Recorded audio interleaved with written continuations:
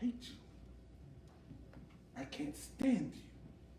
However, I'm very concerned that you may die and your soul may become condemned to the fires of hell. So here's the book, nigga.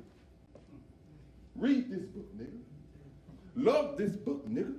But question it not. Because it is the will of God that you be in bondage. If I don't treat you right, I'm not going to teach you right. Slaves, obey your master as you would obey Christ.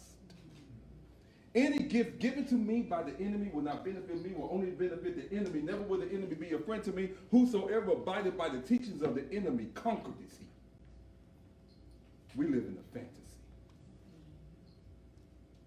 Thank you for listening.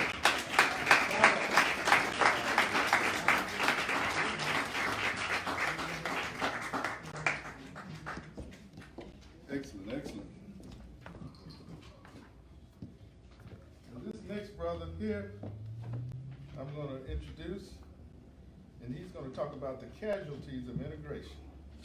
And this, I'm going to give you a little rundown on my brother right here. His name is Ili Rashad Muhammad. He's a family man, an artist, an author, a documentarian. Believe it or not, he's a beekeeper. Urban farmer, part of the Nation of Islam research team. My brother, and he's a student minister with Minister Anthony Muhammad, assistant, Brother Andre, Brother Rodney, and Brother Dimitri, and a beautiful team. This brother's gonna talk about the casualties of integration, and I'm gonna let him have it. Take over. I'm gonna let him say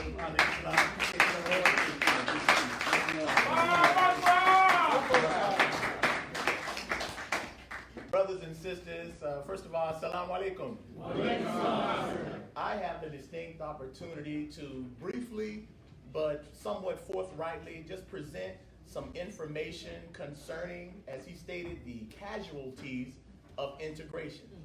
As you know, a casualty is something or someone that's been lost in a war. And unfortunately, many of us may be oblivious to the fact that a war has actually been taking place. And we are the primary victims of this war. And part of the primary tricks and strategies of this war that many of us didn't even know we were in was a trick called integration. That's right. A trick that had us believing, as Brother Jamalo just put it, in a dream, a fictitious dream. So right here in this great city of Memphis, the place of my birth and my upbringing, there is a little history that we'd like to share. And part of that history just bears witness to the fact that integration has never worked for us. That's right, brother. We've always fell on the short end of the stick. And Memphis, which happens to be a majority black population, it's somewhat interesting that we just celebrated the MLK 50, celebration where we had a lot of festivities going on in the city. But the facts and the reports show us that Memphis and Black America, but particularly here in Memphis, is worse off. That's right. That's right. 50 years after the assassination of King right here in this city. Now, when we as Muslims and others, nationalists, have talked about separation, many have attempted to trivialize this, as though it's a pipe dream.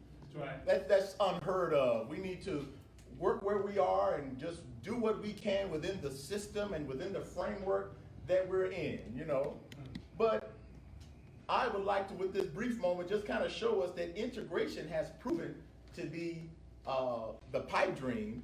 It's the thing that's proven to be detrimental to black folks. So in these casualties of integration, it's pretty much proven to us that integration has been more of an exploitation.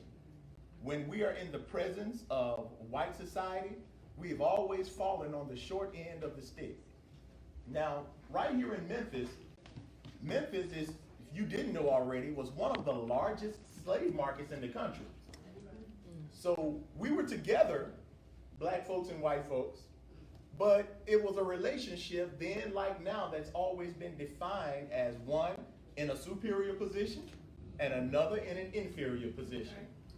So as the move toward integration started to take place during, before, and even after the civil rights struggle, we noticed that black independence, black businesses were lost in that process. We were so anxious to be able to use a bathroom, drink a water fountain, be able to shop at somebody else's establishment that it took place at the detriment of our own. So even as early as the just after slavery, don't you know that there were several freedmen schools that were established to help these newly freed slaves be able to learn and read and educate themselves so that they can be productive in a society where they're supposed to be free? But even just after slavery was so-called abolished and whatnot, in 1866, Memphis suffered a race riot. That's right. Many of us know about that. The Memphis Massacre. That's right. Several black people injured, several black people killed. And don't you know one of the main things targeted were those freedmen schools? That's right. They were burned down. Right. Just about all of them. All 8 of them. You see, the only one that remained was what we now know as Lemoyne Owen College. Right. It was Lincoln Freedman School at the time. Wow. Go ahead, brother.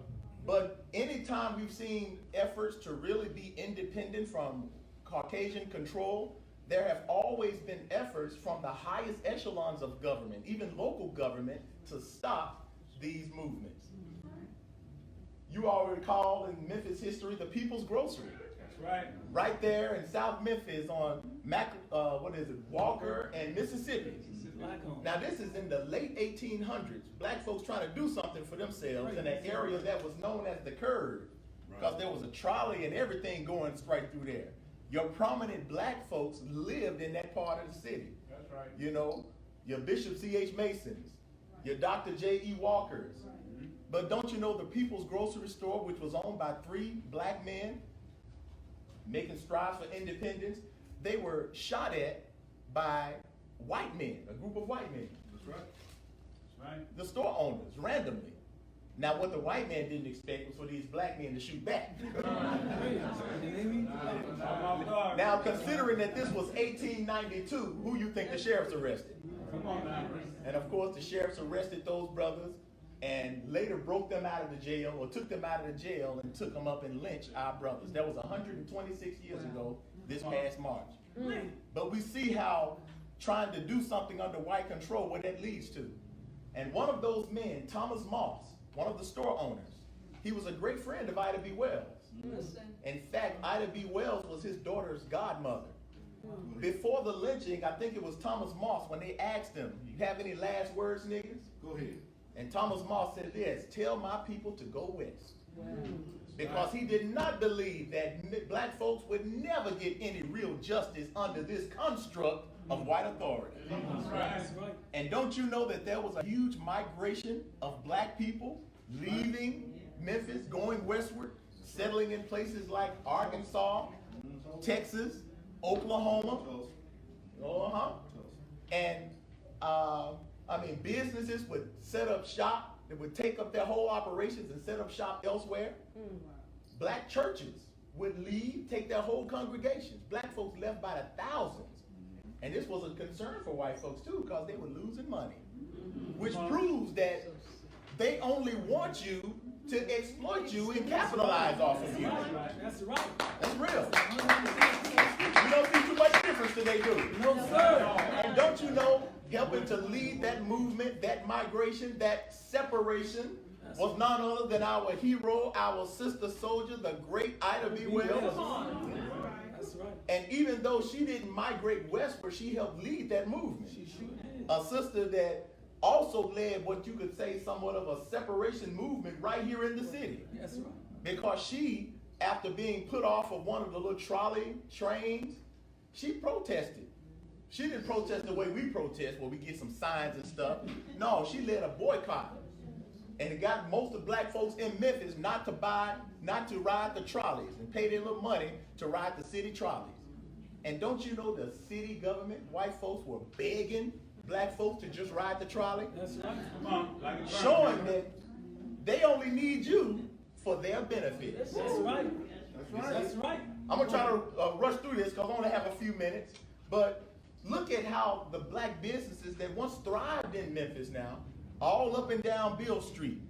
You had what used to be the happening spot, which was Church Park, named after Robert R. Church, one of the city's first, well, one of the South's first black millionaire. Wow. And he and his family owned over 300 parcels of property. That's right. Now this is in the late 1800s, early 1900s, and Church Park was a private park, which was one of his properties that he designated as a place so black folks could be able to come and enjoy themselves. You see? But the city of Memphis owns Church Park now. Wow. In fact, there were a whole lot of black businesses up and down Beale Street. Do black folks own the businesses on Beale Street now? Street commission. No, White sir. folks on. That's No, right. sir. That's right. Yeah. See, your culture, your progress is almost like a thing of the past. It's become somewhat of a novelty now. That's brother. White folks walk up and down Beale Street drunk, just reminiscing, oh, these blacks once controlled all of this. And That's right. That's right. they had Solvent Savings Bank, the first black Yes. bank in Memphis, Go ahead. established by Robert Church Sr., That's right. 1906, right there on Beale Street. That's right. You don't know about Solvent Savings Bank, it's no longer in existence, is it? No, sir. You see? We had, because of the exploitation of black folks, we had people like Dr. R.Q. Vinson, who was a prominent dentist during the 20s and 30s. And of course, Memphis has always had what's known as the Cotton Carnival. The Cotton Carnival is where city leaders, white folks, would celebrate the cotton industry, That's right. because they are the profiteers of the cotton industry, right? So they're celebrating the fact that this is King Cotton and we dominate this thing. And they would have parades and whatnot, and they just stopped that, a few years ago? The Cotton Carnival. But back in the 30s, Dr. R.Q. Vinson and others noticed that during this parades, it was so degrading to black people because the black men were being used as horses.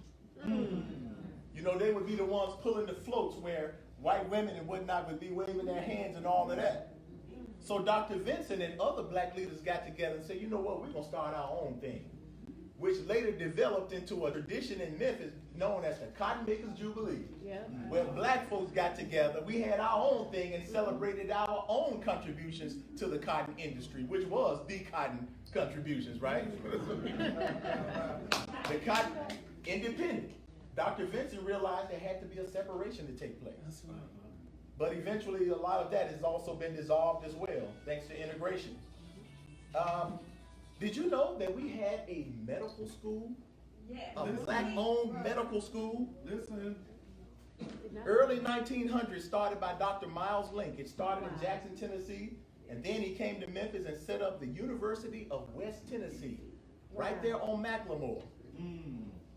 Over there by the Rulac Mansion, which was a black doctor from Howard University, by the way. That building became like a bed and breakfast later on. But we had a medical school, black owned and operated, that graduated over 200 medical and healthcare professionals Wow. throughout the span that it was here. But don't you know that under white control, efforts were placed nationally to stop black medical centers from being able to control and heal our own people? That's right.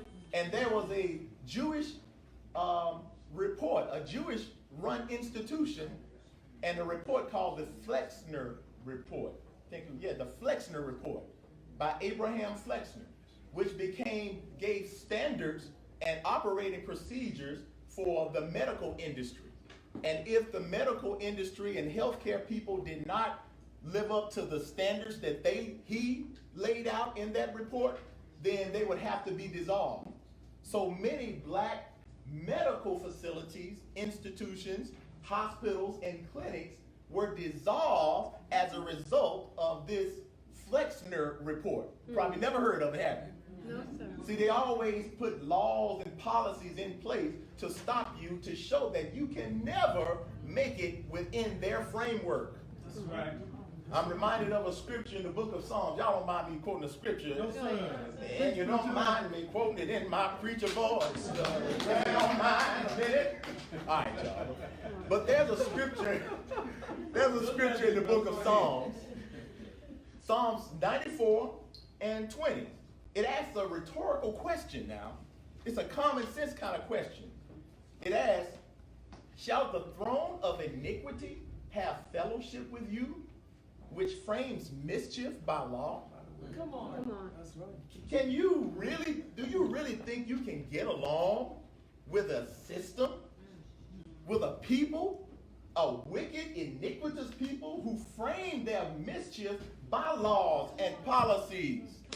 Huh? That's a fact. So how logical is it for us to think that we could actually make it, we could be free in a system designed against you? Teach, brother. Teach. Now let's deal with logic right now. And I'm about to sit down because there are several others. Universal Life Insurance Company, started by Dr. J.E. Walker right here, 1923. Right. Which became one of the largest black-owned insurance companies in the country. But after integration, casualty. Tri-State Bank. Oh, His father, Dr. J.E. Walker's son, A. Maceo Walker, and others helped form Tri-State Bank in 1946. Black bank. Now it's just blackish. Right. Yes. Did I say something wrong? Pinch. Oh, you must not know that the It's a Belts pinch. Corporation, Absolutely. Belts, That's right. and First Tennessee Bank now own a lot of stock in Tri-State That's right. Bank. So it's black-ish, you know. Say it. But hey, that's what we have. So that's the only one that we have in Memphis. So we still have to support that, right? All right. Beale Street, we mentioned Church Park and all of these, and there's just a litany of others. North Memphis, that whole North Memphis corridor used to be black owned. You know, Chelsea Street, all up and down those parts. Even motels and hotels, the Lorraine Motel, it was black owned. That's right. After the assassination of King, and they talked about all this integration stuff, not only did the Lorraine Motel go out of business, but just about every black owned business in the downtown area fell asunder. Wow. That's right. So this is something that black folks, when I say black folks, I'm really talking about our professionals who have a sense of comfort in this system, within this framework. That's right. Let me just remind you as I sit down that this framework is much like a spider web. The spider is not the type of predator that goes out hunting for its food. The spider is very keen. He just sets up a system. And he waits for some foolish Negro, insect, You said it right. You said it right. to fall up in his system. And here we are, beautiful, let's say honeybees. Right? A productive insect that has its own God-given instinct to build for itself, That's right. do for itself, protect itself, produce all of these things. But wouldn't it be foolish for a honeybee to actually think that it can make it in the spider's web? Come on. Wow. That's the trick of integration. Thank y'all. That's all I wanted to say.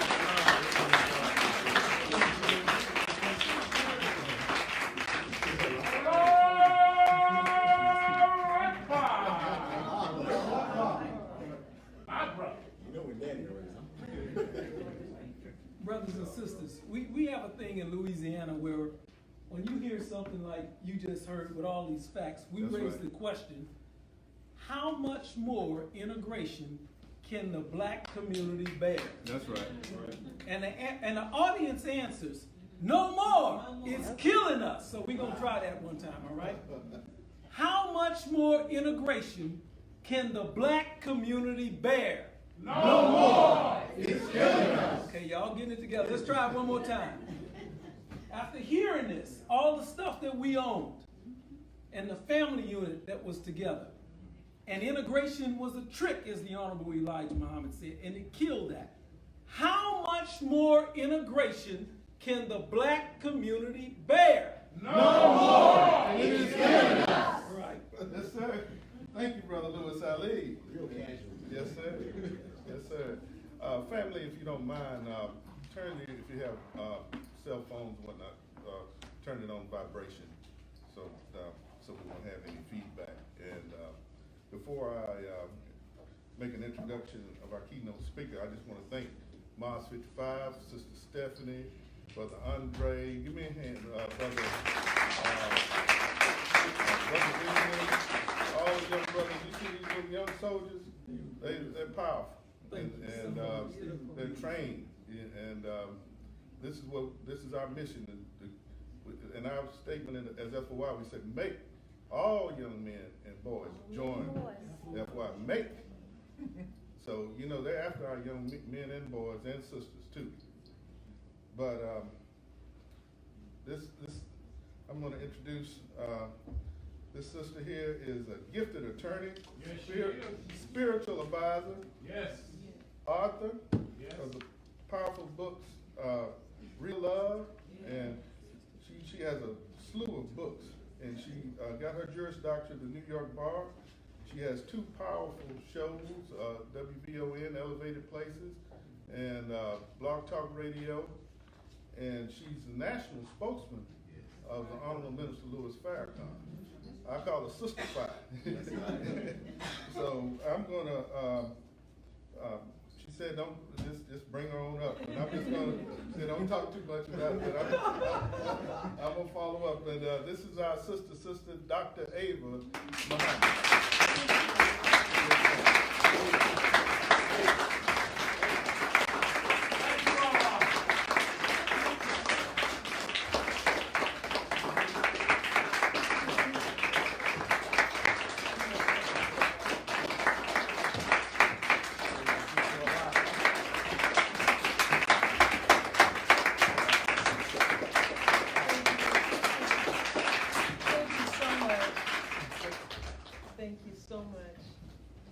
In the most holy name of Allah, the beneficent, the merciful, I bear witness there is no God but Allah, who came in the person of Master Farid Muhammad, to whom all praise is forever due. We thank him for raising in our midst the one we now know to be the promised Messiah, predicted Christ, the most honorable Elijah Muhammad. Yes. We thank them both for their perfected representative in our midst, the Honorable Minister Louis Farrakhan. I greet my beloved brothers and sisters. Assalamu alaikum. Wa alaikum salam. It is a great privilege and honor to be here this afternoon at the African Place. This is a beautiful environment, and it is welcoming to Black people of all backgrounds, different faith. What we share is a common ancestry, a common history, and a common experience. When we get pulled over, they don't ask, are you a Muslim? Are you a Christian? Are you a nationalist?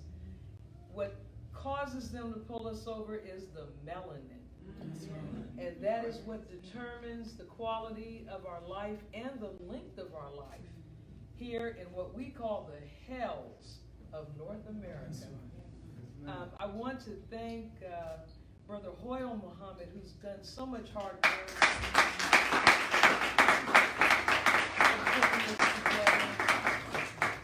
the Hot Black Coffee Party, who is so supportive of the separation movement.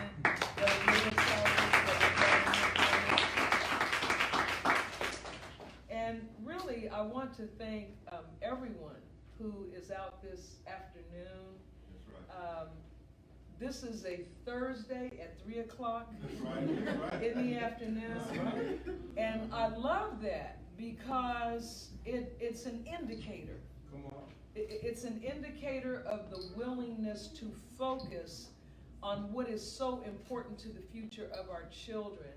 The young brothers and sisters who were just pointed out to us, this is your future. This is about you. And we have a duty, the elders, to make a way for you. That's right. Just as those before us, you heard Brother Ilya Rashad, who gave such an incredible outline of Memphis history and the destructive impact of integration. And as he pointed out, my heroine, Ida B. Wells, oh my God. And there are many unsung men and women from 1555 through now who are out here trying to make sure that our people get through this. This is the hour of our liberation. That's right. And the only thing in the way of it is ourselves. That's right. Should black people consider separation? That is the question for this town hall meeting. It's not a lecture, it's a town hall meeting.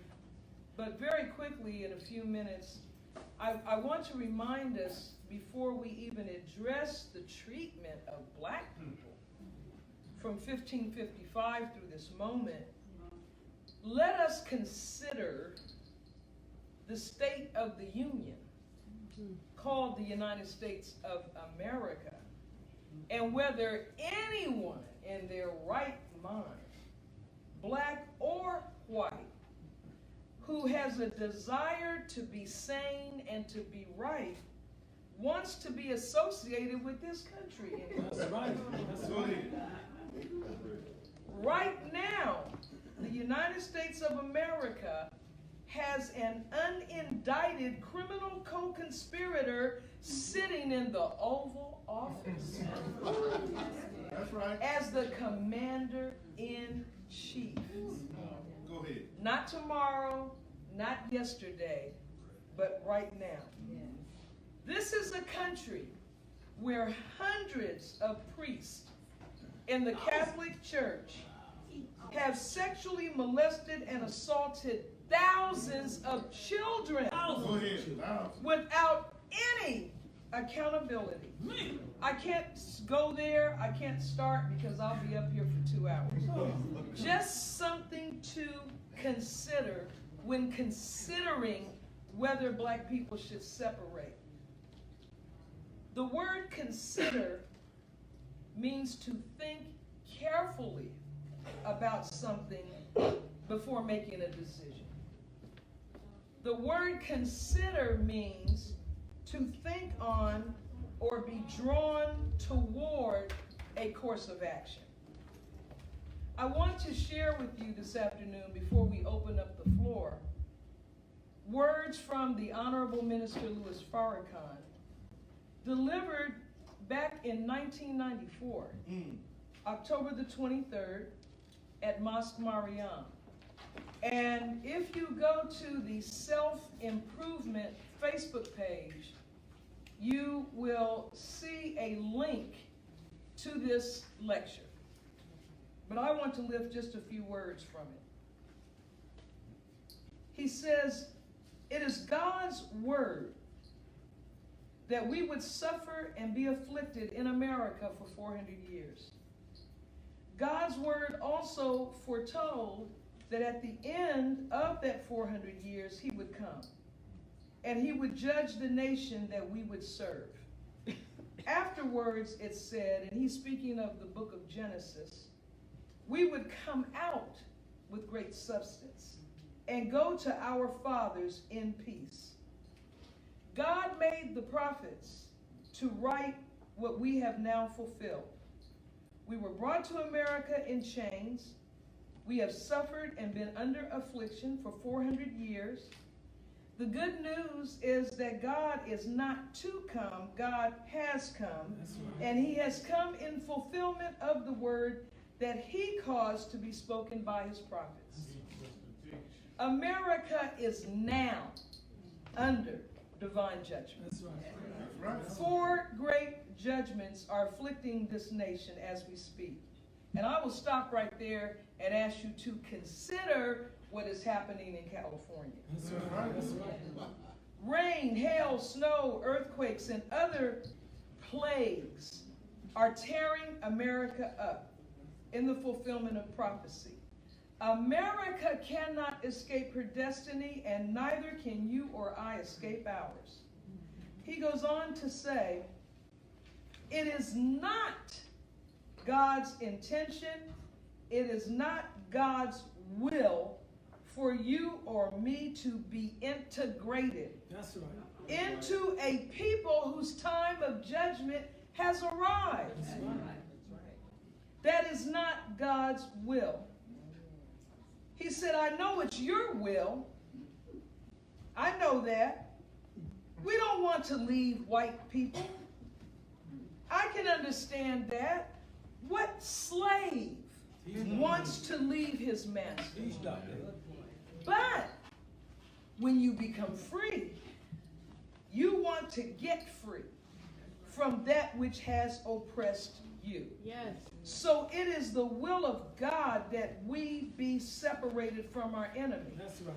You are not, beloved, and this is me speaking now, by nature, you're not a capitalist. This is not a democracy.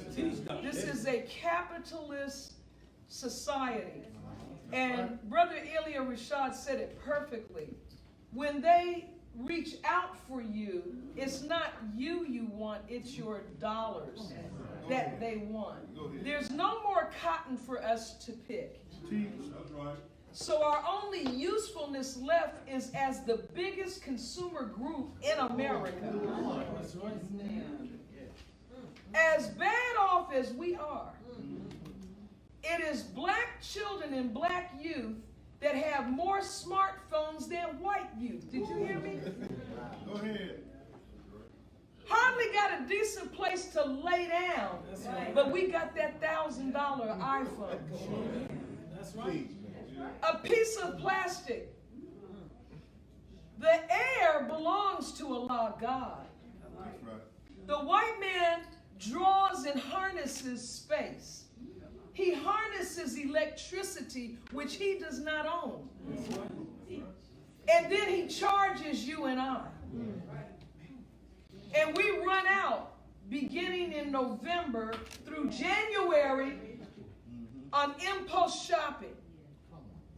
And use the little plastic credit cards. Our brother that did the spoken word, he laid it out for you. That's right. What a people who hate you do to handle you. Go ahead. It's like in the zoo, you give the animal just enough food to rob him of the motive to run away. Come on.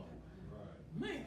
And so we live just like on the plantation. Christmas Day is loved by black people not because of Jesus, but because on Christmas Day we got a break from the field and a piece of candy. Jesus was not born, we know now. All the scholars agree. He was not born in December. He was born in September or thereabouts or near in that time. But we're not going to go down that road. I want to say this to you.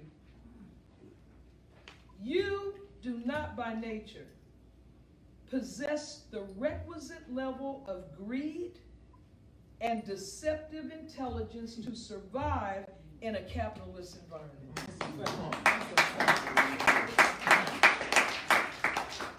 But it is up to you, beloved.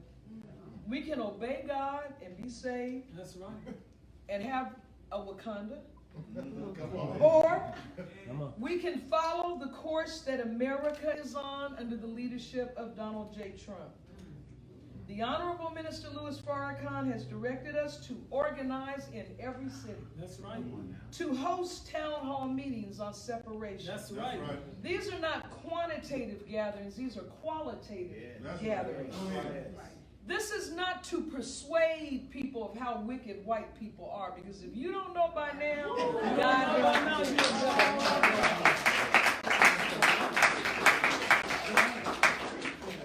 We must prepare ourselves to self-govern, beginning where we live. That's right. Thus, Minister Farrakhan has called for 10,000 fearless That's right. to make our own communities a safe and decent place to live. Most of the 911 calls that come out of the black community are domestic violence calls. The police use these calls as an excuse to come in our communities. That's right. Those and the shootings. When a police cruiser shows up in a white community, they are stopped. What do you want, officer? Who called you? That's right. go around the back. That's right. That's right. Because they are a public servant. That's right. To white children, the police are the people that get kittens out of trees. That's right. Police are the people that help you cross the street. Police are the people that make sure your mother can drive her Lexus smoothly through traffic when everybody's out on a running marathon. That's who the police are. That's To right. white folks. To black children, the police are agents of death. Police are the people that scared to death Negroes are teaching their children, put your hands up on the steering wheel. Say yes, sir, and no, sir. Well, they have shot us standing up. They have shot us sitting down. They have shot us lying prostrate. They have shot us in the face, in the north and in the south, with our baby in the car. They shoot black men, they shoot black women, they shoot black grandmothers, black grandfathers, black babies. And we imitate them and shoot each other. It has to stop. It's time to prepare ourselves. Get out of these public schools. A child is better. I don't care what grade you went to, mother. That baby is better off going back and forth to the store with you than sitting in that field of killing.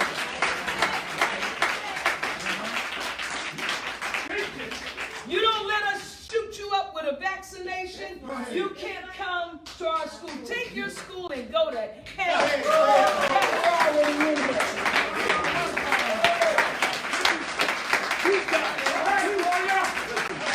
We have to change our behavior, as Minister Farrakhan said, November the 16th, 2017. He gave a final call to black people and a final warning to the U.S. government. He said, we'll take 8 states. That's right. Take has 2 connotations. That's right. Their take is in, I'll take a decaf with 3 spoons of raw sugar. And there's take as in, I'm a take. So it's up to them which take they want this to be. But we've taken 8 states to get started. May Allah bless us with love and the light of understanding. Let's talk about how we're going to get us out of here.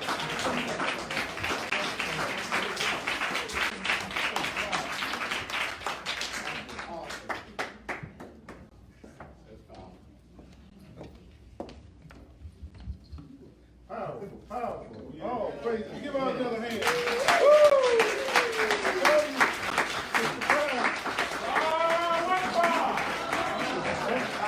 I'm back there doing like I'm in the church. I'm getting the Holy Ghost. That's right, that's right. And next, this brother here, I've been knowing for a short while, but I've been knowing him for more than 5 years. I want to give thanks to this brother right here, Brother James Muhammad, South Haven State. You know I gotta get this brother. Yeah, I've been knowing him since high school. That's my brother. So we've been knowing each other way back in the day. Leave him alone. But this next brother is real good. Glad I get to know him. He's a real good friend of mine, a powerful, knowledgeable. This brother, I'm gonna say this right here. He builds neighborhoods for families. He's a contractor. His young sons are driving bulldozers. So I showed my son, they couldn't believe it. Come on. I mean, it's real, and it blew me away. And that brother up there, Brother John, he's a powerful brother too. These brothers, they show and they're examples because they are builders. They're not. I mean, these are builders of communities right here. Yes, sir. So this brother is he's with the Hot Black Coffee Party. My brother, Brother Louis Ali.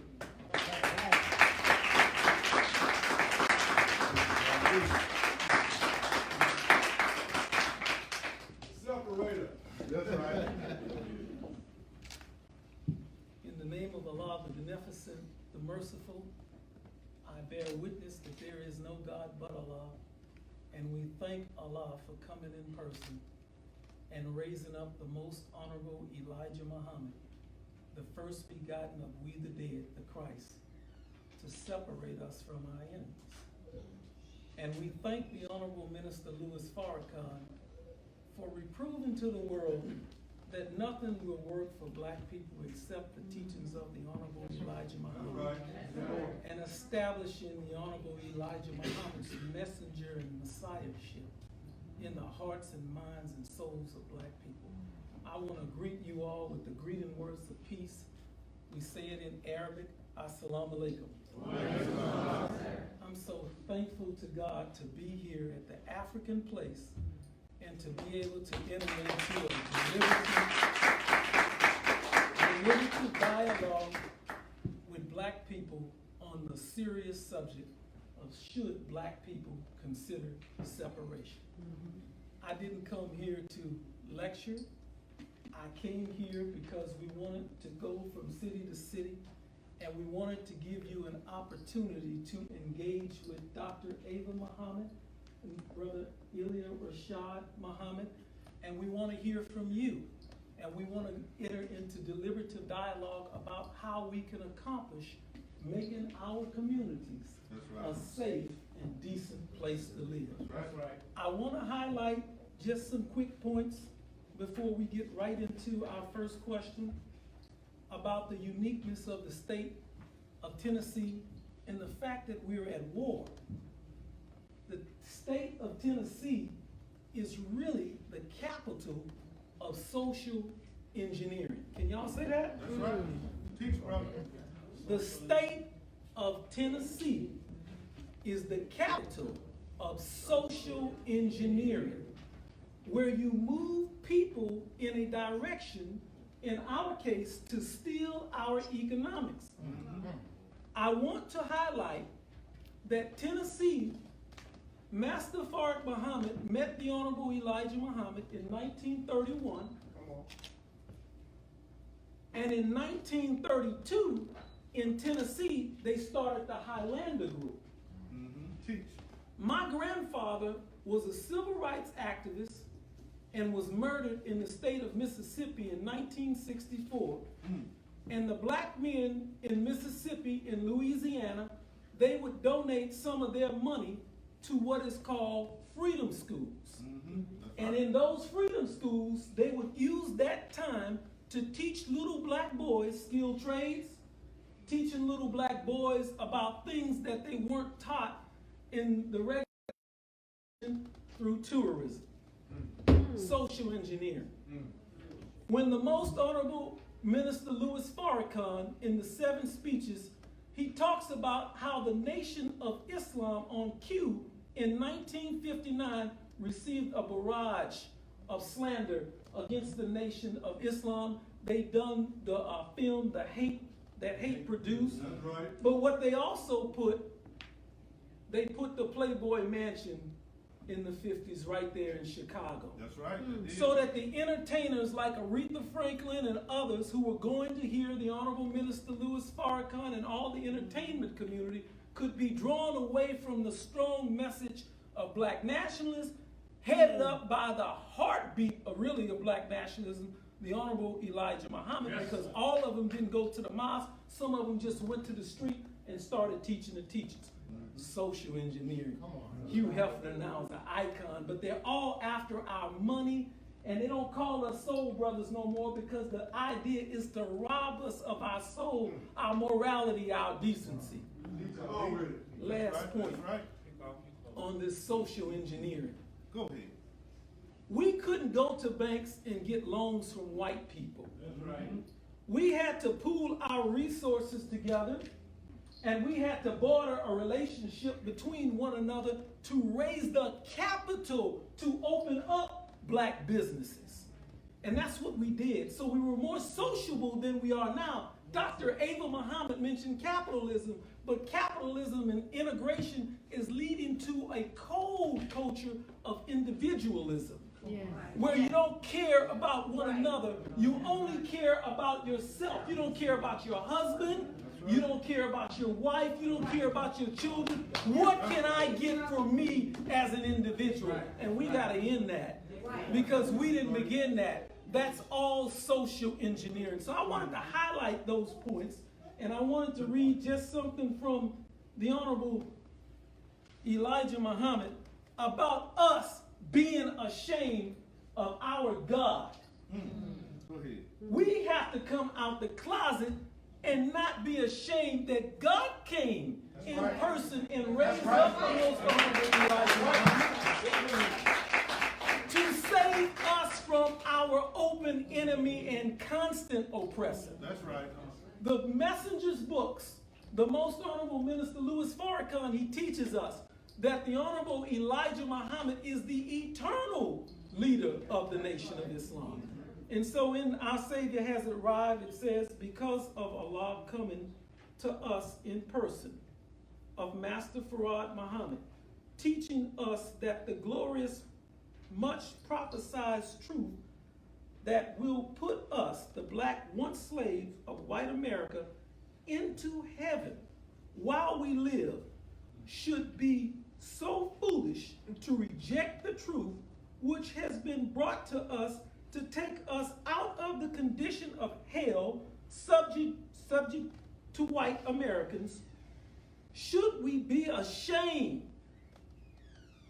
to confess the truth publicly before our open enemies, that both the truth and the black man, or deny the name of Allah, who came in the person of Master Farad Muhammad, to whom praise is due forever, for the non-love and friendship of an evil people who were made by nature to hate and mistreat other black people of the earth. We should be condemned to hell fire right along with God's enemies.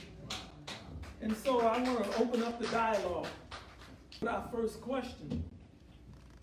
And the first question that we would like to ask is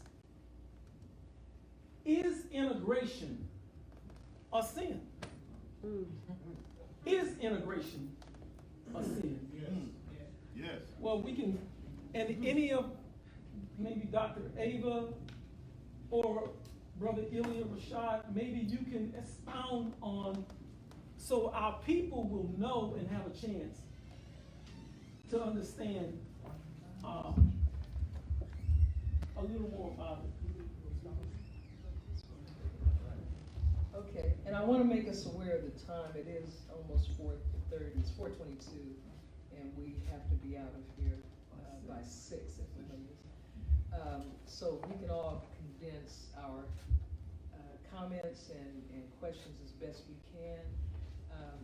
The Honorable Elijah Muhammad declared integration to be a sin. He declared it. He stated that on more than one occasion. And what makes integration a sin is, first of all, let's talk about what is a sin. A sin is transgression of divine law. That's right. It is not simply breaking man's law. For example, if you litter, throw some trash on the sidewalk, that's a law we make as people to sustain and maintain a civilized society. So that may carry a penalty, but it's man-made and man-punished. Integration is rebellion against God's will. And what I read to you is just one of numerous occasions where the Honorable Elijah Muhammad, and what I read from Belief in Allah from Minister Louis Farrakhan, as well as in your Bible and in your Holy Quran, we are told over and over again that it is the will of God that we separate from our slave masters' children, not only because of their oppressive treatment of us, but their outright rebellion against God's will. They are His enemy. That's right. And He's not calling upon us to fight them. He is calling upon us to get away from them because He has them in His crosshairs for total destruction. And you've seen in films when a spaceship is about to explode, or a submarine, or a train, or something, and the computer voice will say, you have 5 minutes to minimum safe distance. You have 4 minutes to minimum safe distance. So Minister Farrakhan on November 16th of last year gave that final call that we have a very short window within which to reach a minimum safe distance from the enemy. What is the minimum safe distance? It is a group of separate states, at least 8. That's right. Because when Allah unleashes his weaponry, those who he has selected, who are part of his air deployment, and Brother Ilya Rashad has books on that. That's right. We won't go there today because it will take us somewhere else.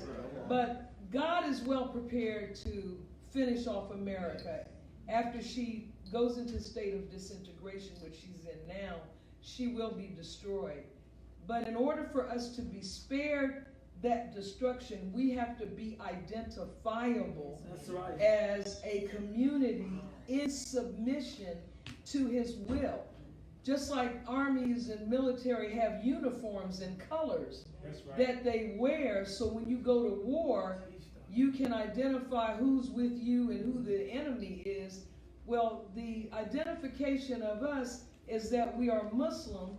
Whether you call yourself Muslim or Christian, it's the same thing.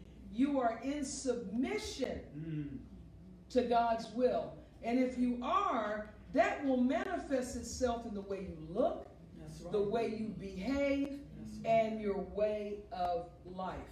And that will spare us. So we cannot be moving in and among these people and think that God is going to say, oh, there goes a Negro. I'm not going to strike there. No, that's why he raises up his messenger. And he loves us so much, he gave us mercy after we rejected his plan of salvation for us, which is separation, under the Honorable Elijah Muhammad. We rejected his plan. And yet he gave us a mercy in the call by the Honorable Minister Louis Farrakhan. Yet we are being chastised. That's why our children are being gunned down. Our women, our men, all of us, we're not safe anywhere. That's chastisement. Sorry, I went on too long. No, Powerful. Is integration a sin? yes, sir. I think she just showed that not only is integration a sin, but based on the historical record of what black folks have gained from integration, not only is it sinful, but it's dumb. That's right. Amen. Amen. And the converse to that is that while integration is sinful, separation is holy. Teach, brother. Teach. When we go to church and our temples and the pastor talks about being sanctified, you and I know that sanctified actually means to be separated and set apart for God's divine purpose. So we should never talk about being saved and sanctified in its truest sense until we are separated from the enemy's clutches. So separation is actually divine and holy. And if we actually read the books we say we believe in, the Bible, the Holy Quran, Allah, God always shows us that separation has always been the divine solution. Never have we found where God said, you know what, I want you to go and integrate with the unjust, wicked rulers that I'm going to destroy. As Sister Ava just showed us. But everywhere in the scriptures, and it is so ironic because we've been led to believe somehow through religion that to even desire separation is for some reason wrong or something. Like if we want to be separated from our oppressors, that that's sinful. They have flipped the script on us, and they have done such a job on us that we have fallen victim to what the Holy Quran says, that evil has been made fair seen. So the evils of integration have proven to be sinful, dumb, and detrimental, yet we still fighting to try to make it in a system made for our detriment. So yeah, it's sinful, all right.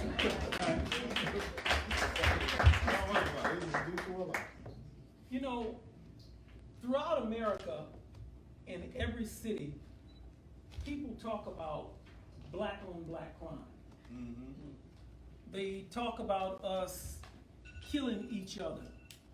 As we pitch and campaign and talk about this idea of building an independent community, state, separate state or territory, is there a fear that we'll go somewhere and just go to killing and beating and shooting one another? Would you like to elaborate on that? Because our people, when you bring to them the thought that I'm gonna be somewhere with all, how are we gonna be able to get along despite the record of the Nation of Islam hosting huge events and we getting along fine in here today? But we have to raise the question because people are on Facebook and Twitter and all over the world. They want to know, not like Rodney King say, but can we get along?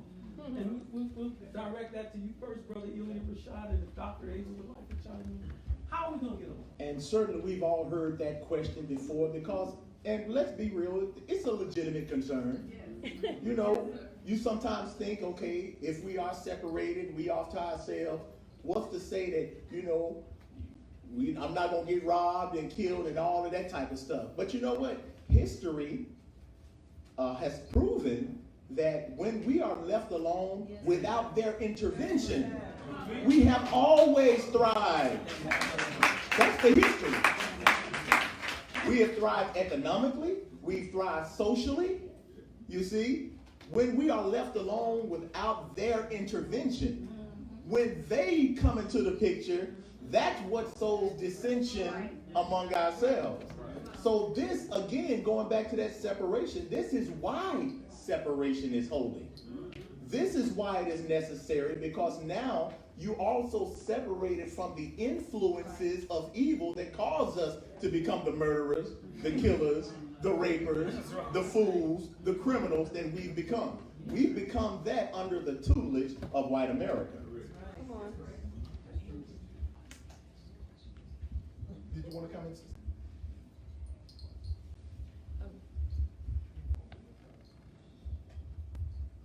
When God decides a thing, He generally does not do it by committee.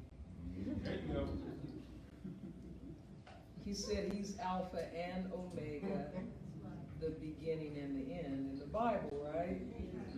And in the Holy Quran, the opening, Al-Fatiha, say He, Allah, is one. Allah is He of whom nothing is independent, but upon whom we all depend. And so, He has declared that it is time for us to separate from His enemy and ours. I don't know who developed the phrase paralysis by analysis, but they are so correct. One of our problems is, which is the result of integration, the result of being trained and educated by white people who suffer from a God complex. Wow. We think that God's commandments are subject to our review and evaluation. He said, fear me and me alone. Not a shaking, trembling fear, but reverence. Believe that He has the power to deliver. Did He not take us this far? That's right. That's right. Did He not create the heavens and the earth alone? He said, slumber overtakes me not, nor sleep. I create and recreate. And so there is a spiritual and a physical manifestation of every one of the Honorable Elijah Muhammad's teaching. So teaches the Honorable Minister Louis Farrakhan. I'll say that again. Everything the Honorable Elijah Muhammad teaches has a physical manifestation and a spiritual manifestation. That's right. So as Brother Ilya Rashad just pointed out, separation is physical, but it also is spiritual. That's right. But the sooner we simply obey, what did the prophet tell King Saul? Or which one was Samuel the prophet told Saul, obedience is better than sacrifice. Go ahead. That's where we are right now, beloved. My husband, Brother Darius, sitting there, and by the way, we just celebrated our 29th wedding anniversary.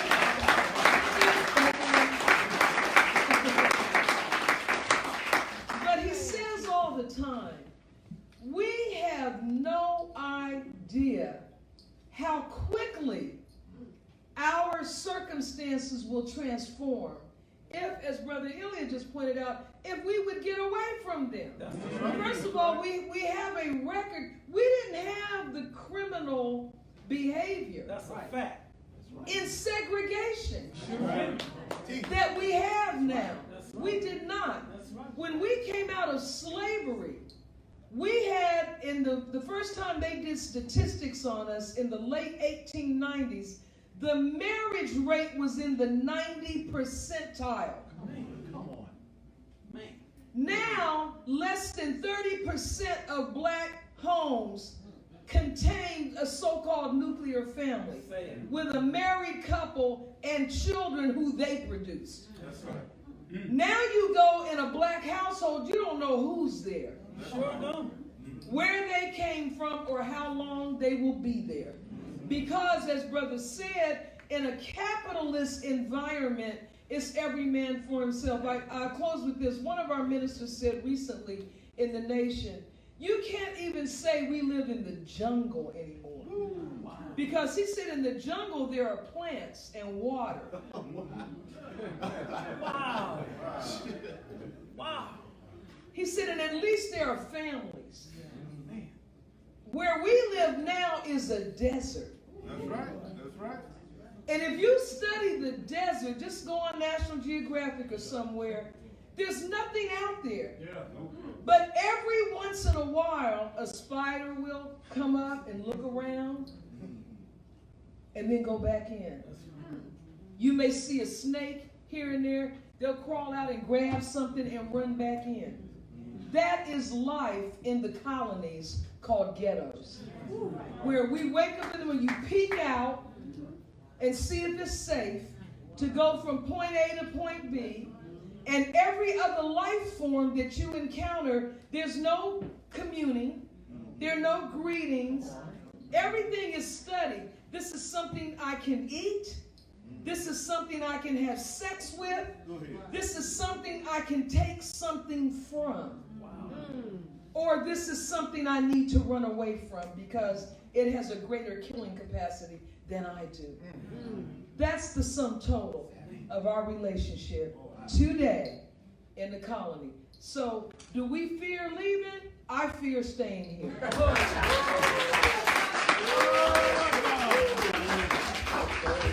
Now we would like to hear from our listening audience. So, brother, if you'd like to direct a question back there. Or a comment. A comment or make. I was looking at YouTube. We went to lame people not to get married, and the first one get a divorce. Yeah. That's right. The number one death for black people, 61% in divorce. Assalamu alaikum.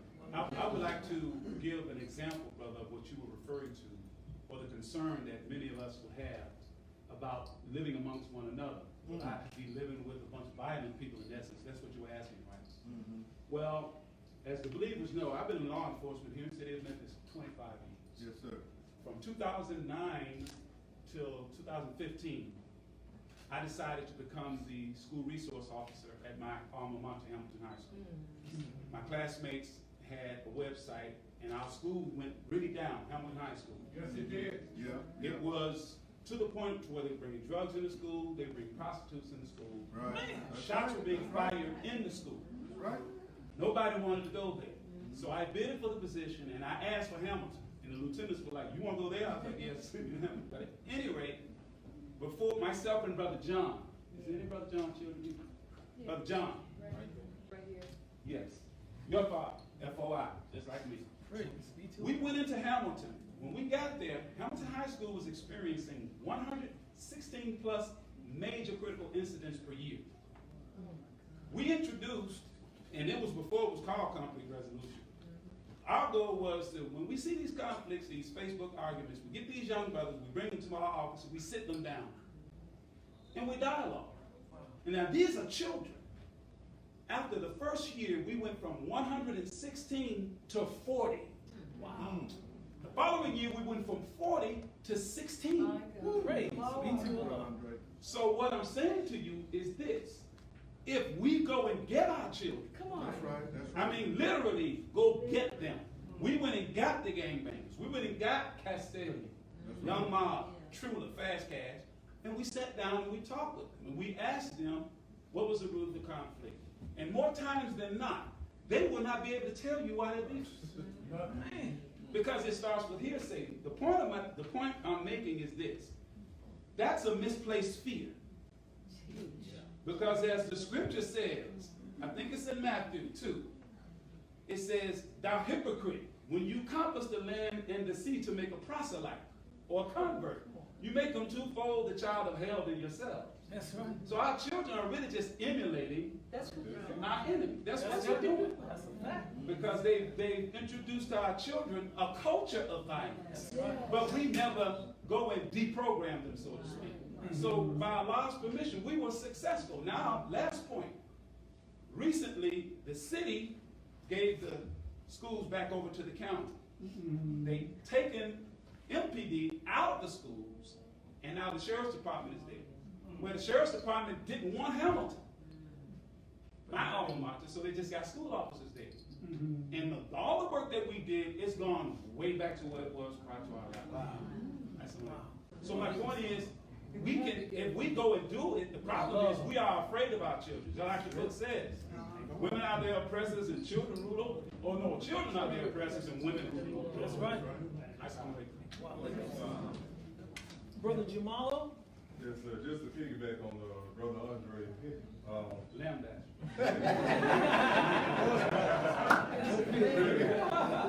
to continue on the point that he was making. Go ahead, brother. I'm at Craigmont High.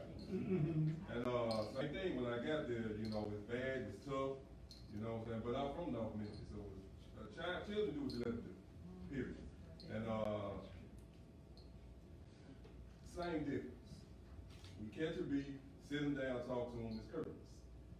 And when we get a hold of our street organizations, because that's what they are, street tribes, we're tribal by nature. Even when, before I even got blessed in the vice lords, you know what I'm saying? We might be the Clayton Street Posse. You know what I'm saying? You may be the Lounge Street Posse. You may be the Clarksdale Mall. You know what I'm saying? Don't mean we beefing, but you just glad to be a part of something. But what begins to happen when you train our children, they will begin to protect what you did. That's right. That's a very good point. So with myself, Brother Hoff, and I work with what a lot of us would consider to be coon Negroes. You know what I'm saying? As far as history and all this stuff, they may know a little bit, but I can't sit down and talk to them about the greatness of Bookman Daddy or Nat Turner. You know what I'm saying? I can't have those same conversations. But I can tell them to go get Tyrone, because I heard him and Jerome finna be, and y'all come in here and let's get this straight. And they all with me. You know what I'm saying? So that there, like Brother Malcolm say, whatever it is, your Islam, your Christianity, your Jehovah's Witness, whatever, leave it outside, let's come in and let's beat them. You know what I'm saying? But these, when we get our young children, I'm gonna make this quick point, I'll sit down. The children know Block Boy JB. That's my godson. He, of course, he's a former student of Craig. His sister is my point guard. I coach basketball as well. And so I'm taking one of my players home, and there's a cat in the neighborhood that, you know, who is this dude? You know what I'm saying? Because he's coming out of my player's house, and I know their mama very well. We grew up together. She don't want nobody in the house when she at work. There's anybody, any grown person. That's right. You know what I'm saying? So I get the little brother, man, what's he doing while you in your house? Oh man, he just over here for the summer. He hungry over his grandmama's house. He at his grandmama's house for the summer and he hungry. That don't make sense. Black grandmamas cook. Yes, sir. You know what I'm saying? So, you know, I called one of my former students, you know, a girl, you know, and we have to organize. You know That's what I'm saying? right. What's gonna get a black man's attention? A black woman. Baby girl, go around the corner and get this boy's number. Went right around there, got his number, hit me back, coach, yada, yada, yada, woo. I take it right up to the school, find out who this is. Oh man, that's a dude, he a pedophile. He been masquerading as a kid, and he messing with kids. What? He's 26 years old. So that particular neighborhood, now I'm vice lord. I've been vice lord since I was 13. I will not drop my flag because it's my responsibility to bring my young brothers up no matter what you are. That's right. All right, so. And so, Crips basically run that neighborhood. You know, for the most part, it's a Crip neighborhood. They don't run it, but you get what I'm saying. Right. Fat Boy, that's JB's hood name. Fat Boy. Meet me on Burger. What's up, Pop? I'll tell you when you get there. And man, this dude mess with kids. I'm talking about before I could be even breathe, we was on. You get what I'm saying? We beat them till we got tired. You know what I'm saying? I'm in shape. You get what I'm saying? You know what I'm saying? They will begin to protect it. You know what I'm saying? So there's another way. Or will we be safe around? Yeah, you will. If the men stand up, when men stand up for That's us. right.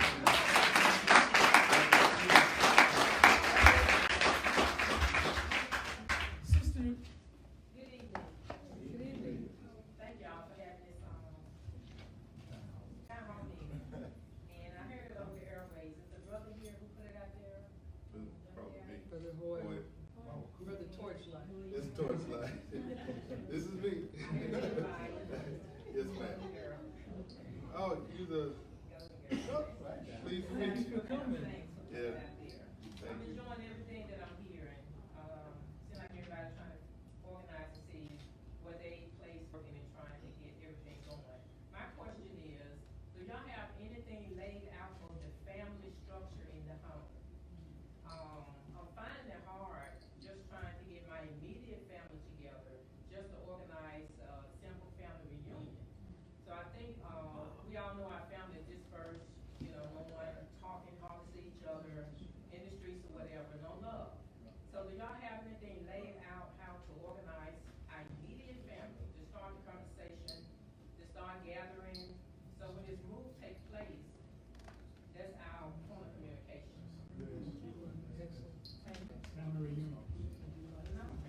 My question is, do you have an organized plan laid out to start the communication to get the family together?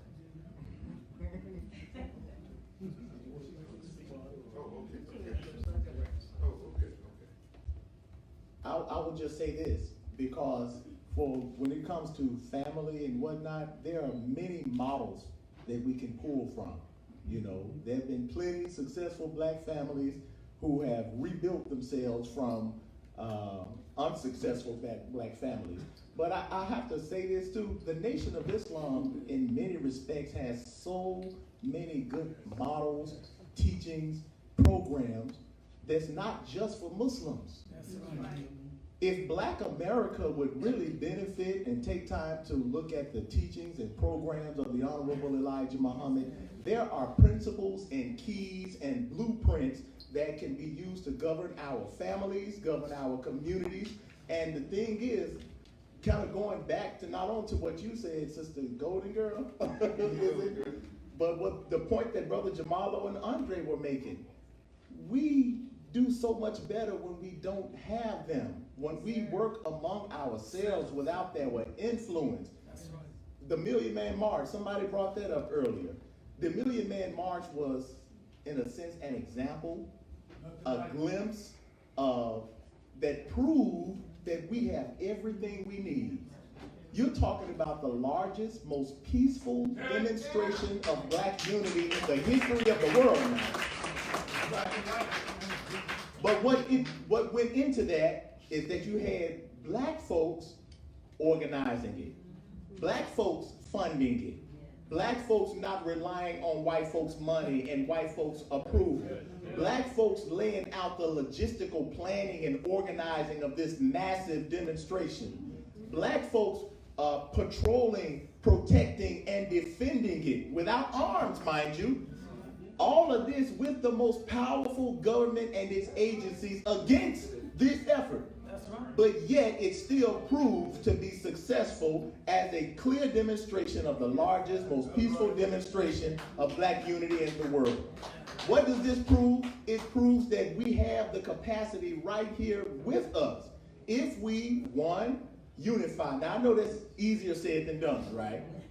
But our unity, even just coming together with something like this is why we can't ever get too comfortable and get to the point where we say, well, y'all just talking. No, we have to start somewhere.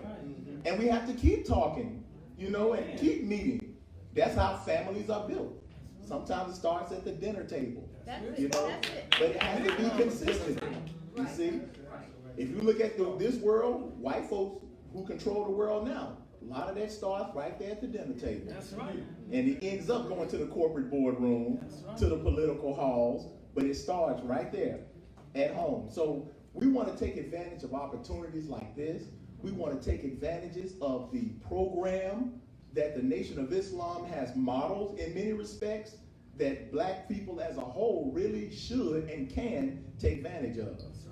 So don't be afraid to associate with the Muslims. Don't be afraid to delve into what did Elijah Muhammad say about this? What did Farrakhan say about this that have proven to be very successful? And I keep bringing up the point that not only is it successful, but this is with the most powerful government against it. That should tell you something right there. God is with us. I'm going to ask you a question.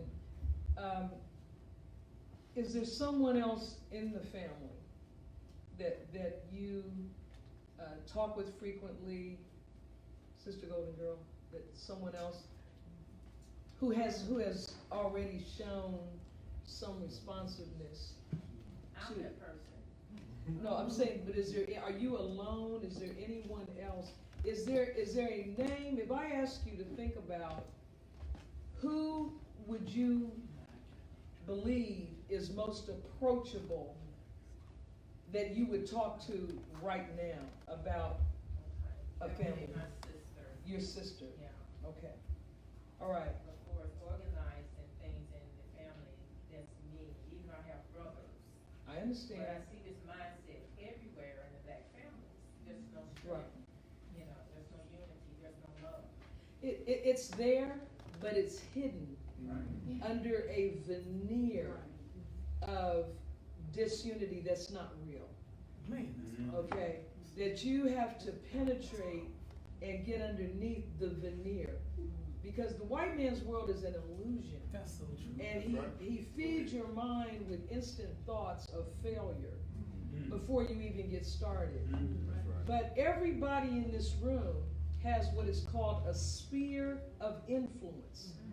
There's no such thing as you being a human being, because a human being is a child of God and is a God himself or herself, a child of the Most High God. God is an attribute of Allah, means force and power. So you have to recognize your force and power. And this is the plan. That's the plan. See, Allah calls himself the best of planners. He didn't say he's the only planner. So he acknowledges that there are other planners besides him, who are other human beings he's created. I'm the best, and next to best is good. Okay?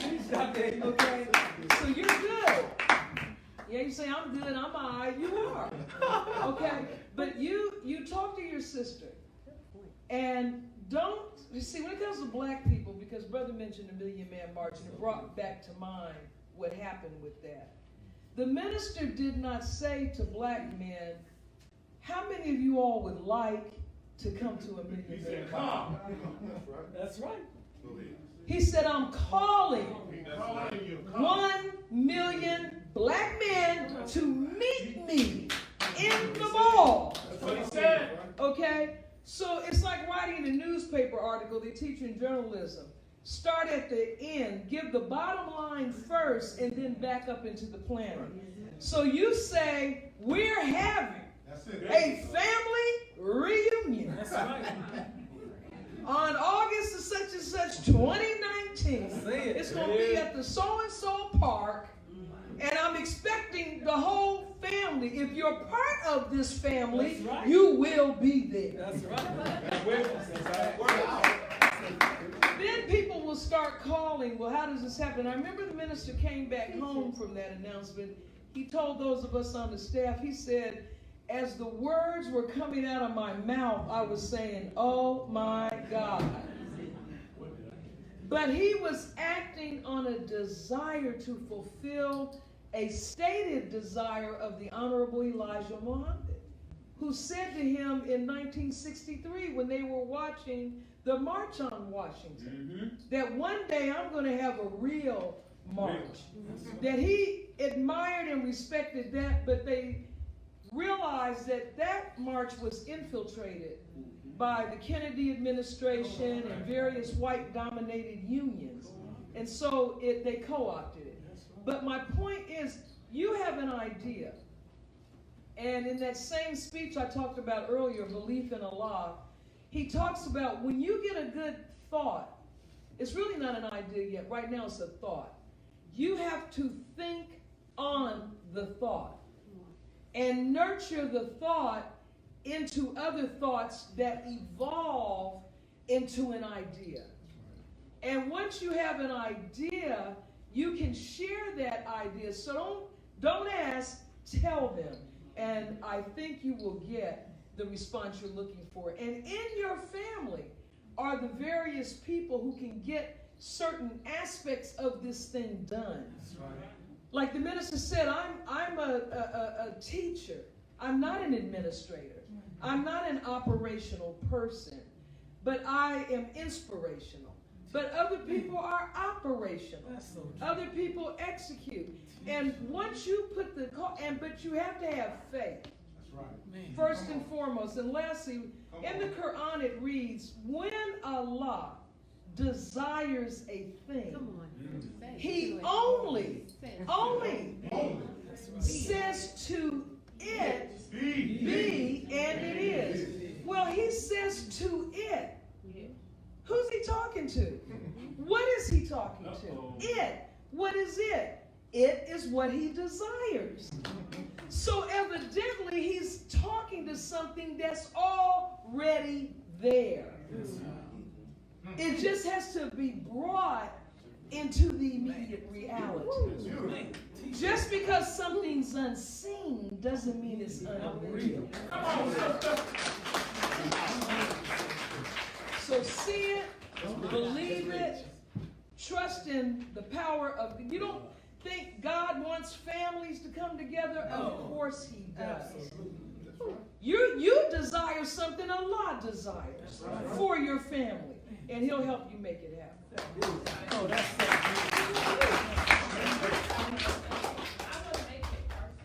yes, ma'am. It's just, you know, what. Well, I am too. I'm talking to everybody. That's right.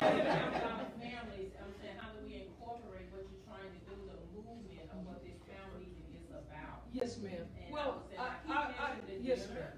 That's a good thing. You might have a day set aside for black families to sit down I at the understand. table and have dinner. That's basically, it's not about me. Well, I will say this too, though, to the broader, what Minister Farrakhan has said. This is a process. He said the first thing we need to do that we're not doing in terms of becoming unified, we're not thinking about this. That's right. See, the will, which is the power of God, is conscious and deliberate action. And the will is fed by desire. That's the reason we're calling the town hall meetings, is to activate the desire. That's right, Dr. And bring it from dormancy to the forefront of the conscious mind. That's right. If you have a job, we want you to go to that job tomorrow, and anytime you have a moment, don't be on Facebook and Instagram or tracking Beyonce and Jay-Z, but be writing down notes on how am I going to get off this job. Teach, Dr. Avery.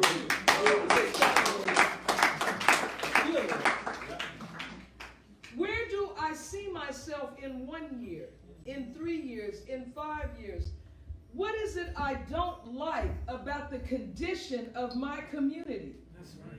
And if I had to leave and live around white people, to live in a neighborhood where there's no trash on the ground or bullets are not whizzing past my head, what can I do to begin creating a circumstance where I can go back where I belong? Because the price I'm paying to have this yard and this ADT sign is too high, because I'm giving up my soul. That's right. I'm selling my soul for a mortgage. And so what can I do? Think on it and pray on it. And this is how we're trying to pull out people of like mind. That's right. When those white people got on boats in the 16th century and left the United Kingdom, where the chances of surviving an Atlantic voyage were 16-1, they were breaking from a monarchy. In England, you were held to your birth state by virtue of whether or not you had so-called royal blood. That's right. Wow. If you were not in the line of the royal land-owning family, I don't care how gifted you were, I don't care how talented or productive you were, you could never rise above the circumstances. And that group left, and that's how the Declaration of Independence begins, when in the course of human events, they decided, they used the term separate from King George and the monarchy. That's right. Well, in America, as a black person, our life and the height to which we can rise is determined by the melanin in our skin. Right. We're living in the same condition they were living in. No matter how productive Omarosa is, no matter how articulate she is or helpful to the Trump campaign, as always, inevitably, they turn on you. Absolutely. Because we are natural enemies. Absolutely. So we can't live with them any more than a zebra can live with a lion before the lion decides to have the zebra for dinner.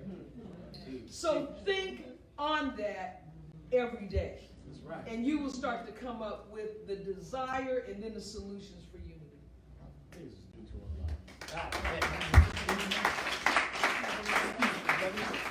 Brother James, were you going to ask a question? Hey, some ladies, sister, Well, thank you for let's coming talk. to Memphis. Thank Can you you for speak having more on why it's so important for us to do a study on the Million Man March? And it's not just a day in history, and it was the greatest sign of why we need to separation, and we can be successful at separation under the right call. Yeah, very quickly, and I'm sure Brother Ilya Rashad can speak on it as well. Thank you for that. But when it came down to organizing the Million Man March, what we did is create local organizing committees, LOCs, in towns and villages all over America. Simultaneously, Minister Farrakhan went on a tour, and he met with black men from coast to coast and north and south, speaking on the purpose of the Million Man March. Now, I'm glad you brought that up so much, because this shows you the reality, and nothing just happens by virtuous spookism. Those 1.8 million, nearly 2 million men that showed up on that mall, they didn't come up out of nowhere, 2 million men. That's right. They came as the result of hard work on the ground and face-to-face interpersonal action with black men and with their mothers, wives, and daughters. Because the unseen force behind the Million Man March was women.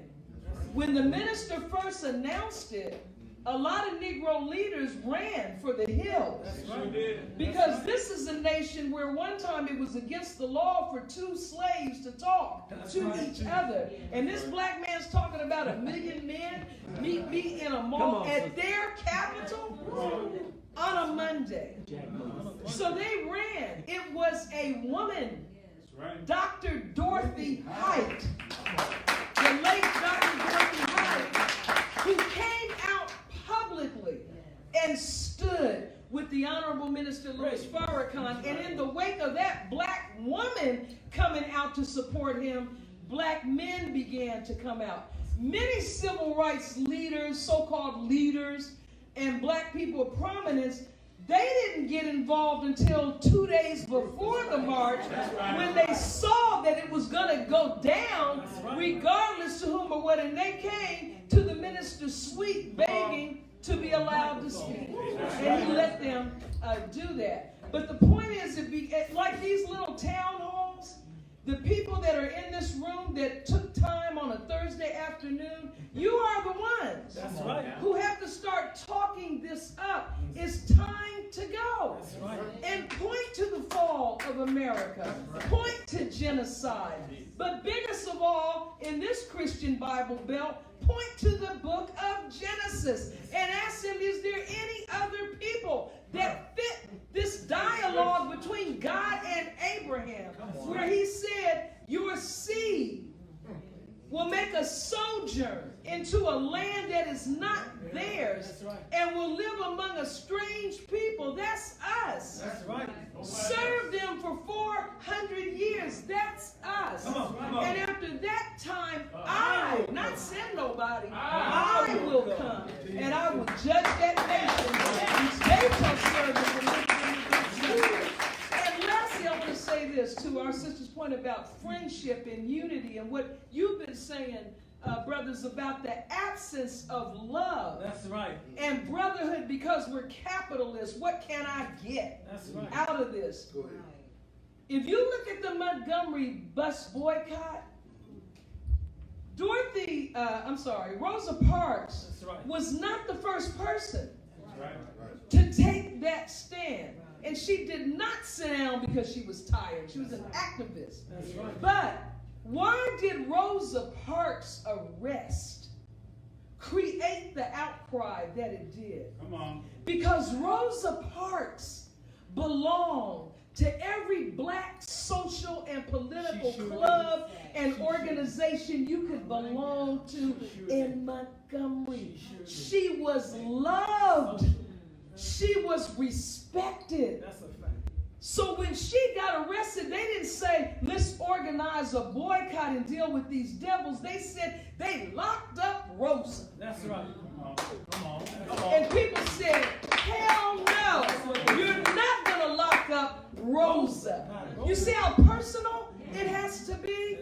As one general said, when a soldier gives his life in war, you don't give your life for a flag. You give your life for your fellow soldier.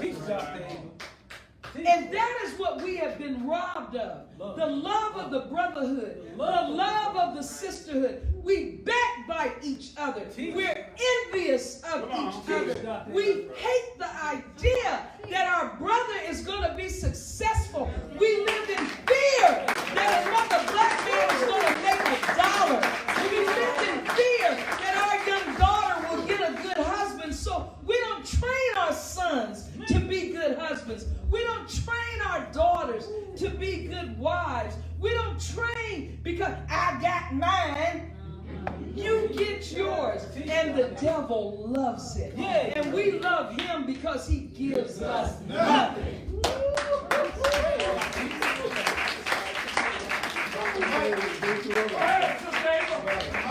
need to hear that. We need to get some fire on this thing. Yes, sir. That was drop the mic. Right? Let me say that was gifted from God right there. I think that was. But Brother James did it. His fault. Bring it up to Million Man March and whatnot, and to just briefly try to get off that spirit. Unity has to be at the forefront of our mind, as Sister Ava said. And something that we might think is not that important always remember that black unity has always been at the top of the list when it comes to threats to That's right. white U.S. government. That's right. National security, FBI, and their counterintelligence files, and even currently, their greatest threat is black unity. Something that we don't, sometimes as black America, we don't think is that important. So it has to be at the forefront of our minds when you consider that the American government has put forth, think about it, billions of dollars over these last decades to keep you from unifying. Listen. And in the FBI files, they talked about how in unity there is strength. They know that our unity is power, which is why they wanted to deter and disrupt any forms of black unity among our leaders, among our organizations, among our different ideologies and schools of thought. Black unity has always been considered a threat. So we should make that a priority in our mind. Absolutely. So we keep bringing up the Million Man March because something that sometimes is overlooked, you know, we look at it as just an event that took place in history. Okay, that's it. But no, that was powerful. Oh my God. That was divine. And there's a reason why this grand part of our history is deliberately left out of the history books. That's right. You know, because they don't want our people, especially our youth, to identify with the fact that, you know what, black people can come together without there being one fight, not one argument. You know, you would think that as educators in the school system, that should be on the primary thing on the curriculum. We consider how many fights and violent altercations are taking place every day in public schools. Well, hell, you've had examples before you to show you that black people, when you leave us alone, or when we get together, we can do the impossible. So that needs to be on the forefront of our mind. I want to say real quick, Sister Torchlight, be The Golden Girl. I'm sorry, Golden Girl. I'm thinking That's Torchlight. Torchlight. That's Golden Girl. I want to commit, and this is our charge anyway with the SOS radio program. We're going to keep that conversation going as Brother Shaw suggested. That's right. That's the conversation with, and anybody in Memphis knows, talk radio, I don't even call it black radio, not to be disrespectful, but the kinds of conversations they have are not healthy. So you can rest assured on SOS, this is what's going to be being talked about. Yes, sir. The sister has, How do we, as youth, convince our peers that separation is the only solution when a lot of times they look at what we have to offer versus what our open enemy has to offer as it relates to employment and education? Yeah, you know, Master Fard Muhammad, the great Mahdi, the teacher of the Honorable Elijah Muhammad, stated that there would never initially be a mass movement of black people to the Nation of Islam and the program of separation. Not because of theology, but because of the discipline required to do so in the midst of all of those things that attract us. Now, the young people of this generation, they are not looking for right, they're looking for power. And the enemy knows how to appeal to that and to material gain. The only way we're going to get our people is to build a model. that's right. All right? He said a very small number, relatively speaking, of our people could capture the vision and not see anything in their immediate reality that reflects that vision. That's what makes people like those in this room so special. You're not seeing anything out there that really reflects what we're in here talking about. But as we said, unseen doesn't mean unreal. And that's why men and women that can see beyond the third dimensional reality are called visionaries. So we have a duty, if we have captured that vision, That's right. to come together and make a model that we can point to. That's what the devil does. He makes models of things. He shows our youth images, but the difference between what he's got and what we have, he's the reverse. He presents as a reality what is really an illusion. And this is why in the Holy Quran on the Day of Judgment, the devil says to us when we're both standing in front of the Lord about to get burned, the devil turns and says to you, I never had any authority over you. I only called you and you came. Blame me not. Blame me not. I cannot help myself. All right, and so this is what we're living in right now. So if we say we believe, let's forget about persuading anybody. No more propaganda, persuasion. You can't teach this better than Minister Farr because you can't make it more clear. Now it's time we sit, consider, make a decision. And if your decision is to go, then let's go. And in the twinkling of an eye, we can build a model. We can take a few blocks. That's right. In Memphis, in Birmingham, in Detroit, anywhere. That's right. And you know how you drive around in neighborhoods, high level, upscale, affluent neighborhoods, and they'll say, oh, all the Asians live there. That's right. All the Indians live from India live there. The Jews live over there. Well, now they need to say, man, that's where the black folks are living. Up there on the hill. That's right. Okay? You're not, Islam is not a religion. It is a way of life. It is the nature of God. So if you, how can I get a home like you? How can I ride like that? Come this way. That's right. That's right. And take on our life. That's how gangbangers pull people in. That's right. Join us. Come with us. And you can have the brotherhood and the sisterhood. They're doing that among bullets and broken glass. So let's build our... Wakanda is called fictionalized. Fictionalized means based in fact, but having some dramatic and imaginary components. Because the fact that Wakanda is based in is the nation of Islam. That's right. A nation of black people. It's not a religion. It's people that share a common ancestry, common history, common experiences. That's right. It.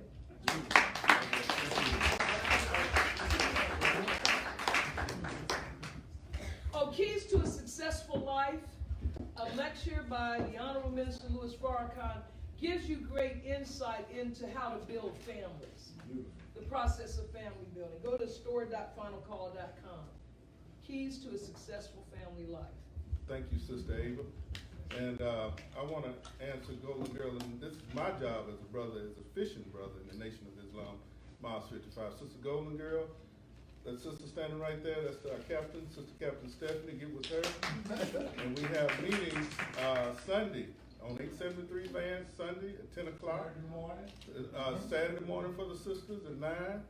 Monday, men's night, 7:30. Wednesday night, 7:30. And Friday night, 7:30. This is one of our ministers, excellent brother right there, Brother Andre Muhammad. That's one of my soldiers in the fight. And this sister here, Sister Donna, Protocol Sister Deborah. And then if you're Facebook Live, any mosque or study group in your area, go and please, we'll welcome you. And my sister that helps me out with the homeless right there, sister. All right, praise to Allah. We're going to close out in prayer. One quick thing. Yeah. We would like for all of you also to get Dr. Ava Muhammad's book. She graced us with her presence, and you'll be very well fed. That's Real Love. That's right. Real Love. Naturally Beautiful. I'm still married. Force and Power. And you can contact Dr. Ava Muhammad at ministerava.com. That's ministerava.com. And please, we need all of you to listen to Dr. Ava Muhammad every Thursday on Elevated Places. And she's also, you can download the iHeart app. So you got to call in tonight. It's going to be on tonight. Blog Talk Radio, Elevated Places. Put that in your phone. And we also need you to tweet it and text it out each week because we're building a movement. Okay? Thank you. And also, I want to mention Brother James Muhammad of South Haven. He has the Final Call show Thursdays at 4 o'clock. New Women, New Nation, 11 at Saturday, and Self-Improvement Show Monday at 5:30. Excellent show. Check it out. That's right. And we're gonna. It's the Final Call show Thursday at 4 o'clock. Minister Louis Farrakhan. New Woman, New Nation, 11 Saturday. The Self-Improvement Show, Monday at 5:30. And I also want to tweet out the Hot Black Coffee Party, Brother Lewis. That's right. That's right. Wow. And I want to acknowledge my brother over there, Demetrius. That's right. Good. One of the soldiers in the fight. Oh, the Nation Brothers, yeah. These two right here. Thunder and lightning. Thunder and Lightning. They got some books, some awesome books. So check them out. UFOs in the Nation of Islam. Brother Demetrius has some powerful books on black police in the black community, and other books. I don't have them, but all of them are fire. I can tell you that. Oh yes, yes. So we're gonna close out in prayer, family. I want to thank all of you. Thank the audience. Y'all